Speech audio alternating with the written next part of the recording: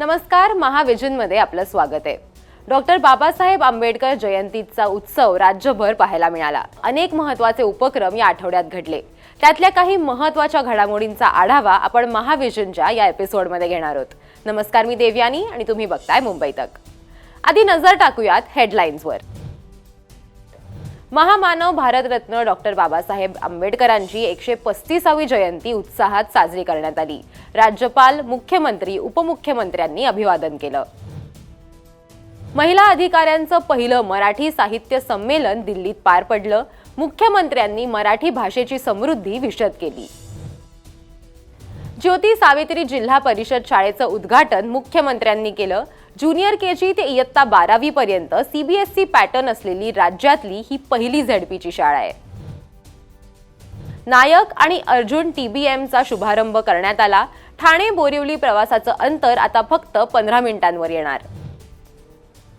जनसंपर्क अधिकाऱ्यांनी दैनंदिन कामकाजात एआयचा प्रभावी वापर करावा। दिल्लीत राष्ट्रीय जनसंपर्क परिषदेत नव्या तंत्रज्ञानावर चर्चा झाली।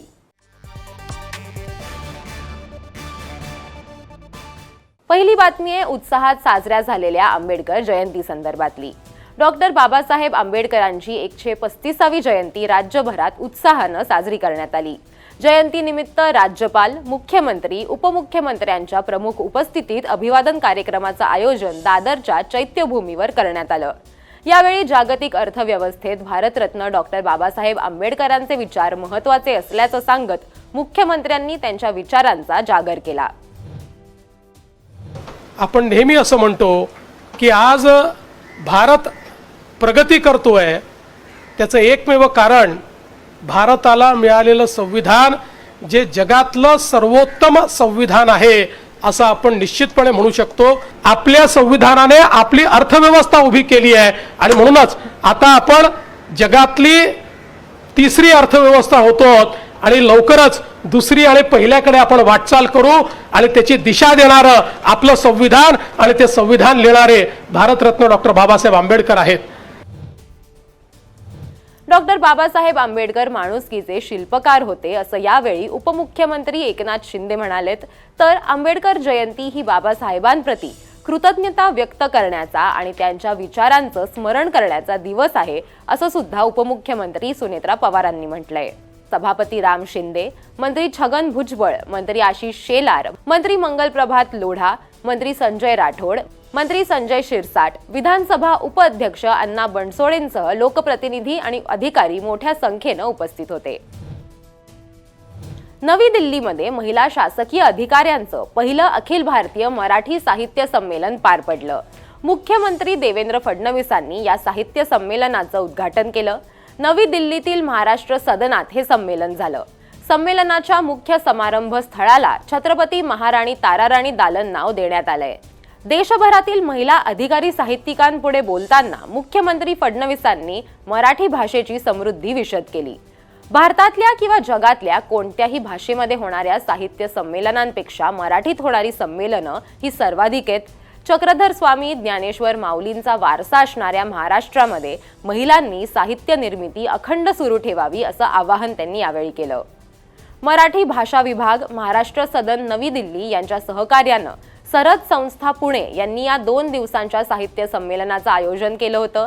यावेळी मराठी भाषा मंत्री डॉक्टर उदय सामंत, संमेलनाच्या अध्यक्षा माजी अतिरिक्त मुख्य सचिव लीना मेहेंदळे, माजी पोलीस महासंचालक रश्मी शुक्ला, सहमहालेखा नियंत्रक सुप्रिया देवस्थळी, महाराष्ट्र सदनाच्या निवासी आयुक्त व सचिव आर विमला, मुख्य संयोजक सरहदच्या सुषमा नहार उपस्थित होत्या।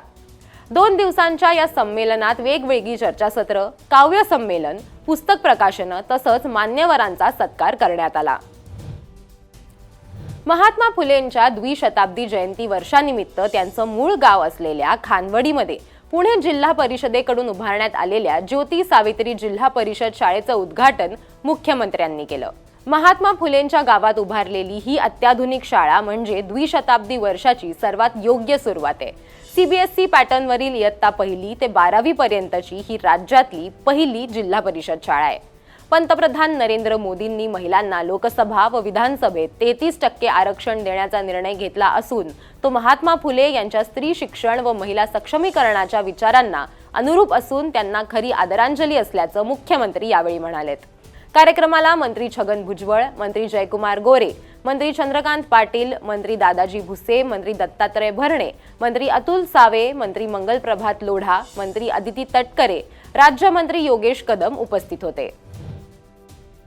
ठाणे बोरिवली दुहेरी बोगदा प्रकल्प ऐतिहासिक टप्प्यावर आलाय. मुंबई MMR रिजनमधील वाहतूक कोंडीवर उपाय म्हणून हा प्रकल्प अत्यंत महत्त्वाचा मानला जातोय. मुख्यमंत्री देवेंद्र फडणवीस, उपमुख्यमंत्री एकनाथ शिंदे, उपमुख्यमंत्री सुनेत्रा पवार आणि परिवहन मंत्री प्रताप सरनाईकांच्या प्रमुख उपस्थितीत ठाण्यात बोगदा खोदकाम करणाऱ्या अवाढव्य TBM यंत्राचा लॉन्चिंग सोहळा पार पडला. यावेळी उपमुख्यमंत्री शिंदेंनी महत्त्वाची माहिती दिली.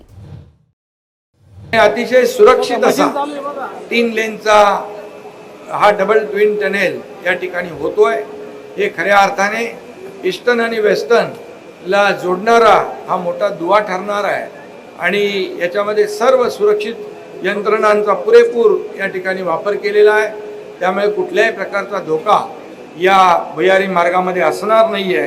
अनेक प्रकल्प आपण पाहिलेले आहेत आणि मग आमच्या महायुती सरकारची भूमिका आहे, कुठल्याही कोपऱ्यातून कुठल्याही ठिकाणी जात असताना 59 मिनिटांमध्ये माणूस पोहोचला पाहिजे मुंबई MMR आणि इतर ठिकाणी. ठाणे बाजूकडून नायक आणि अर्जुन या 2 TBM मशीन्सच्या सहाय्यानं या भुयारी मार्गाचं काम आता प्रत्यक्ष सुरू झालंय. माहिती व जनसंपर्क महासंचालनालयाच्या महाराष्ट्र परिचय केंद्रामार्फत राजधानी दिल्लीत राष्ट्रीय जनसंपर्क परिषदेचं आयोजन करण्यात आलं. या परिषदेत विविध क्षेत्रातील मान्यवरांनी माध्यम, पत्रकारिता आणि जनसंपर्क क्षेत्रातील बदलांबाबत मंथन केलं. माध्यम व पत्रकारिता क्षेत्रात कृत्रिम बुद्धिमत्तेमुळे मोठ्या प्रमाणात बदल घडतायत. या पार्श्वभूमीवरती जनसंपर्क अधिकाऱ्यांनी दैनंदिन कामकाजात AIचा प्रभावी वापर करावा असं आवाहन प्रधान सचिव ब्रिजेश सिंह यांनी परिषदेच्या समारोपीय कार्यक्रमात केलं. 9 व 10 एप्रिलला झालेल्या या परिषदेत BBCचे शशांक चव्हाण, गुगल इंडियाचे प्रतिनिधी करणपाल सिंग झुल्का, धर्मेश महामवाल आणि विकास यादव, मेटा कंपनीचे आशिष पांडे, नेहा माथुर आणि इतर लोकांनी मार्गदर्शन केलं. परिषदेला उपसचिव समृद्धी अनगोळकर, माहिती संचालक हेमराज बागुल, किशोर गांगुर्डे, गोविंद अहंकारींसह अधिकारी मोठ्या संख्येनं उपस्थित होते. या होत्या या आठवड्यातल्या काही महत्त्वाच्या बातम्या. तुम्हाला काय वाटलं ते आम्हाला कमेंट करून नक्की सांगा आणि असेच व्हिडिओज बघण्यासाठी मुंबई तकला सबस्क्राईब करायला विसरू नका.